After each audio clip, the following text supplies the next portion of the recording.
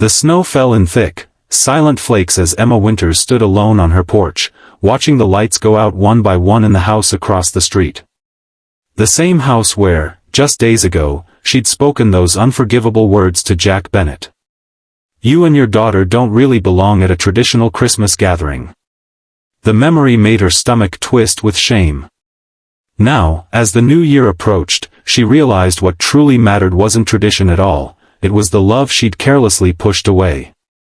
If you're enjoying this story of holiday redemption and second chances, please hit that like button and subscribe to the channel for more heartwarming content that reminds us what truly matters in life. Emma Winters prided herself on three things: her immaculate Victorian home that had been featured twice in the local Historical Society's Christmas tour, her position as chairwoman of the Maplewood Christmas Festival Committee, and her unwavering commitment to tradition. At 42, she had built her life around these pillars, finding comfort in their predictability after her divorce 7 years ago. This morning, like every December 1st for the past decade, Emma stood on a stepladder in her front yard, carefully arranging the antique glass ornaments on her Norway spruce. The temperature hovered just above freezing, but she barely noticed, focused entirely on achieving the perfect symmetrical arrangement that would make her tree the envy of Maple Street. "Need a hand with that?" The deep voice startled her, causing her to nearly drop the delicate silver star she was positioning. Emma turned to see a tall man with dark hair dusted with premature gray at the temples standing on the sidewalk. He wore a worn leather jacket and held the hand of a little girl bundled in a red coat at least one size too large. "I've got it under control, thank you," Emma replied, her tone clipped. She recognized him as Jack Bennet, who had moved into the Petersons' old house across the street 3 months ago. They'd exchanged nothing more than polite nods since his arrival. "Just offering. That ladder looks a bit wobbly." His smile was warm, creating crinkles around eyes that seemed too kind for his weathered face. "I've been decorating this tree for 10 years without incident," Emma said, turning back to her work. "But thank you for your concern." "Come on, Lily," the man said to the little girl. "Let's go finish unpacking those boxes." Emma watched from the corner of her eye as they crossed the street. The little girl, Lily, looked back over her shoulder, her expression curious beneath a knitted hat that kept slipping down over her eyes. Later that afternoon, Emma was reviewing the agenda for tomorrow's Christmas Festival Committee meeting when her doorbell rang. Opening the door, she found Lily Bennet standing on her porch, shifting from foot to foot. "Hello," Emma said, surprised. "Hi. My dad wanted me to give you this." The girl, who couldn't be more than 7 or 8, thrust a small plate covered in foil toward Emma. "He said it's a thank you for being patient with all our moving noise." Emma accepted the plate. "That's very thoughtful. They're snickerdoodles. I helped make them." Lily's face brightened with pride. "Dad says they're the best Christmas cookies, but I think gingerbread men are better because you can bite their heads off." Despite herself, Emma smiled. A compelling argument. "Do you have kids?" Lily asked abruptly. The question caught Emma off guard. "No, I don't." "Oh." Lily seemed to consider this information. "Dad says that's okay. Some people are just meant to be awesome aunts or teachers or neighbors instead." "Your dad sounds very wise," Emma said, feeling an unexpected warmth toward Jack Bennet. "He is. He knows everything about stars and how to get gum out of hair and why dogs can't eat chocolate." Lily rocked back on her heels. "He's sad sometimes though." Emma didn't know how to respond to that. "Well, thank him for the cookies." "I will." Lily turned to go, then stopped. "Your tree is really pretty. Dad says it looks like something from a magazine." After Lily left, Emma stood in her doorway watching the little girl skip back across the street. Something about the child's earnestness tugged at her. She glanced down at the plate of cookies, then back at the Bennet house with its bare porch and undecorated windows. That evening, Emma tried one of the snickerdoodles with her tea. It was perfectly baked, crisp edges giving way to a chewy center, the cinnamon sugar coating providing just the right amount of sweetness. She found herself wondering about Jack Bennet and his daughter. Where was Lily's mother? How long had Jack been raising her alone? Why had they moved to Maplewood? Emma shook her head, dismissing these thoughts. She had the Christmas festival to organize, and as chairwoman, she couldn't afford distractions. The festival was Maplewood's crown jewel, drawing visitors from neighboring towns and even making the regional news last year. Everything had to be perfect.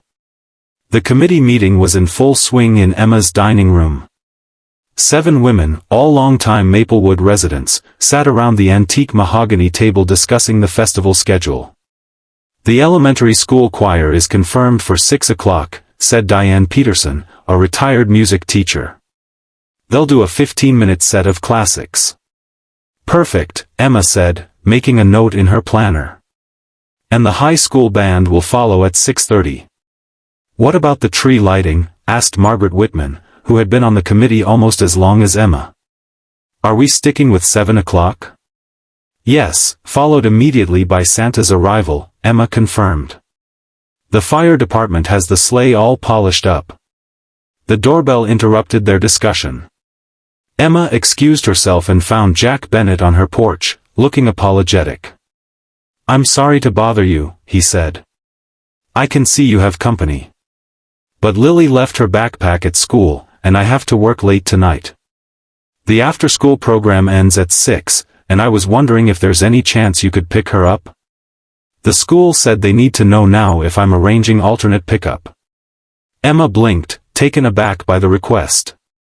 Mr. Bennet, Jack, please. Jack. I barely know you or your daughter. His face fell slightly. You're right. It's too much to ask.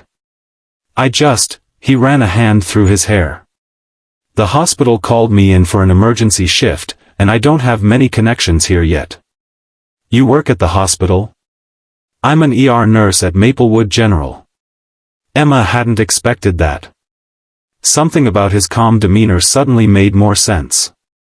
I have a meeting right now, she said, gesturing toward her dining room.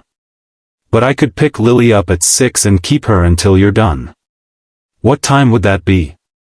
Relief washed over his face. Midnight, probably. But I can try to get someone to cover the last few hours. It's fine, Emma said, surprising herself. I'll be up anyway, working on festival details. I can't thank you enough, Jack said. Lily has my number memorized, but I'll write it down just in case. After he left, Emma returned to the meeting, feeling the curious gazes of the committee members. Who was that? Diane asked, a hint of mischief in her voice.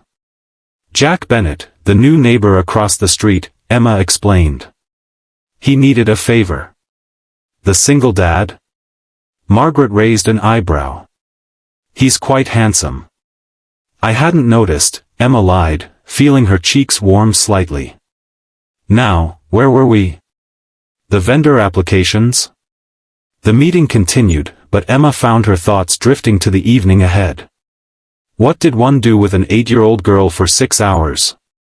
It had been so long since Emma had spent time with children that she felt oddly nervous. At precisely 6 o'clock, Emma pulled up to Maplewood Elementary School. Lily was sitting on a bench outside the main office, swinging her legs and reading a book. When she spotted Emma, her face lit up with recognition. Ms. Winters. Dad said you were coming. Did he get called to the hospital again? He did, Emma confirmed, helping Lily with her coat. He'll pick you up at my house later. That happens a lot, Lily said matter-of-factly. Dad says sick people don't check the calendar before they get hurt. In the car, Lily chattered about her day, her words tumbling out in an enthusiastic stream that required minimal response from Emma. By the time they reached home, Emma knew that Lily had gotten a gold star on her math test, that Tommy Wilson had thrown up during lunch, and that the class hamster, Mr. Whiskers, had escaped but was found hiding in the teacher's desk drawer. Are you hungry? Emma asked as they entered her house. Lily nodded vigorously. Starving. Dad usually makes mac and cheese on Tuesdays, but sometimes we have breakfast for dinner when he's tired. I don't have mac and cheese, Emma admitted, surveying her refrigerator. But I could make grilled cheese sandwiches and tomato soup. That's one of my favorites. Lily exclaimed, climbing onto a stool at the kitchen island. Can I help? Emma hesitated, then nodded. You can butter the bread. As they prepared the simple meal together, Emma found herself relaxing. Lily was surprisingly capable for her age, carefully spreading butter to the very edges of each slice of bread as instructed. Your house is really fancy, Lily observed, looking around the kitchen with its marble countertops and copper pots hanging from a rack. It's like a house in a Christmas movie. Thank you, Emma said. I've worked hard on it. Our house is still full of boxes, Lily sighed. Dad says we'll unpack more this weekend, but he always falls asleep on the couch after dinner. Moving is exhausting, Emma said, remembering her own move to this house after her divorce. It takes time to settle in. After dinner, Emma wasn't sure how to entertain Lily, but the girl solved that problem herself. Do you have any Christmas decorations we could put up? She asked hopefully. Dad hasn't had time to get ours from the storage unit yet. Emma led Lily to the spare bedroom where she stored her extensive collection of holiday decorations. The girl's eyes widened at the neatly labeled boxes stacked against the wall. Wow! You have more decorations than the store. They spent the next 2 hours decorating Emma's already festive living room with additional garlands, candles, and figurines. Emma found herself enjoying Lily's enthusiasm, her perfectionist tendencies softening as the girl placed Santa figurines in whimsical locations around the room. By 9 o'clock, Lily was yawning, though she insisted she wasn't tired. Emma set her up on the couch with a blanket and put on a Christmas movie. Within 20 minutes, Lily was fast asleep, her small face peaceful in the glow of the television. Emma sat in her armchair, festival paperwork forgotten as she watched the sleeping child. There was something about Lily's presence that made her house feel different, warmer somehow, despite the December chill outside. At midnight, the doorbell rang softly. Emma opened it to find Jack, still in scrubs under his jacket, looking exhausted. How was she? He asked, stepping inside. Perfect, Emma said truthfully. We had dinner, decorated, and watched a movie. She fell asleep about 2 hours ago. Jack's shoulders relaxed. Thank you. I can't tell you how much I appreciate this. It was no trouble, Emma said, surprised to find she meant it. She's a wonderful girl.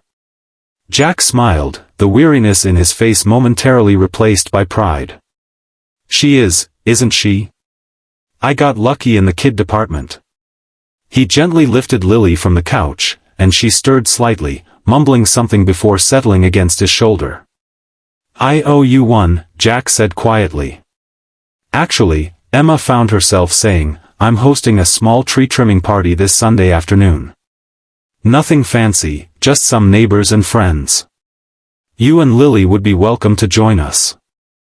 Jack looked surprised, then pleased. We'd like that. Thank you. After they left, Emma stood in her doorway watching them cross the street, Jack carrying his sleeping daughter with practiced ease.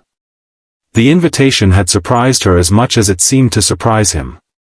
Emma Winters didn't spontaneously invite relative strangers to her carefully planned gatherings. But as she closed the door against the cold, she realized her house felt emptier than it had before. ## December 10th. Sunday arrived with a fresh dusting of snow that made Maplewood look like a scene from a holiday card. Emma spent the morning preparing for her annual tree trimming party, a tradition she'd maintained even after her divorce. This year, however, she felt an unusual nervousness as she arranged platters of cookies and filled the punch bowl. At precisely 3 o'clock, her guests began to arrive, mostly committee members and a few neighbors who had attended every year. Emma greeted them warmly, accepting the bottles of wine and plates of treats they brought. At 3:30, the the doorbell rang again. Emma opened it to find Jack and Lily on her porch. Lily wore a red dress with white tights, her hair neatly braided. Jack had traded his usual casual attire for a green sweater that brought out the flecks of gold in his brown eyes. "We brought these," Lily announced, holding up a plate of star-shaped cookies decorated with silver sprinkles. "Dad made them, but I did the sprinkles." "They look delicious," Emma said, ushering them inside. "Everyone's in the living room. We're about to start decorating the indoor tree." Unlike her outdoor tree, which Emma decorated herself to exacting standards, the living room tree was a communal effort, though she always adjusted the ornaments after everyone left to ensure perfect balance. Lily immediately gravitated toward the box of ornaments, exclaiming over each one she unwrapped from its tissue paper. Jack stood awkwardly to the side until Diane Peterson engaged him in conversation. Emma moved among her guests, refilling glasses and ensuring everyone was comfortable, but she found her attention repeatedly drawn to Jack. He seemed to be making an effort, smiling and chatting with her friends, but there was a reserve about him, a careful distance he maintained. "Your neighbor seems nice," Margaret commented, appearing at Emma's elbow. "A bit quiet, though. He works long hours at the hospital," Emma found herself explaining. "I think he's still adjusting to the move." "And no mother in the picture?" Margaret asked, her tone casual but her eyes sharp with curiosity. "I wouldn't know," Emma said firmly. "It's not my business." Margaret raised an eyebrow but didn't press further. Across the room, Lily had climbed onto a chair to reach a higher branch of the tree. Before Emma could move to help her, Jack was there, lifting her up to place a crystal angel on a branch. "Perfect spot, Lilipad," he said, his voice carrying across the room. "That's where the light catches it best." The casual tenderness in his voice and the delight on Lily's face as she carefully positioned the ornament created a tableau that made Emma's chest tighten with an emotion she couldn't quite name. Later, as guests began to depart, Emma found herself alone in the kitchen with Jack, who had offered to help clean up. "You didn't have to stay," she said, handing him a dish towel as she washed a serving platter. "Least I could do after you saved me the other night," he replied, carefully drying the platter. "Besides, Lily is having the time of her life.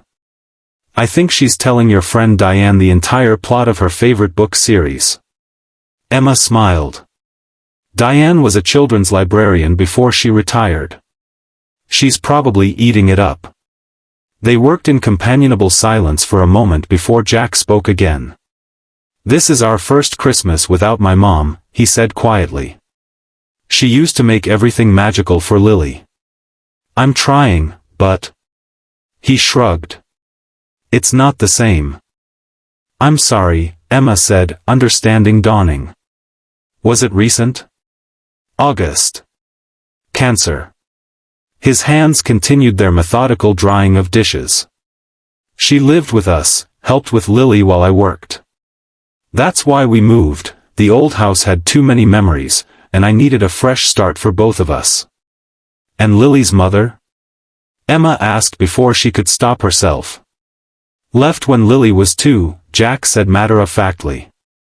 Decided parenthood wasn't for her. We get a birthday card most years." Emma didn't know what to say, so she handed him another platter to dry. "What about you?" Jack asked.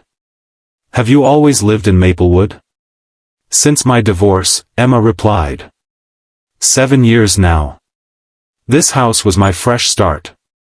Jack nodded, understanding in his eyes. "You've made it beautiful." "Thank you." Emma felt unexpectedly seen in a way that made her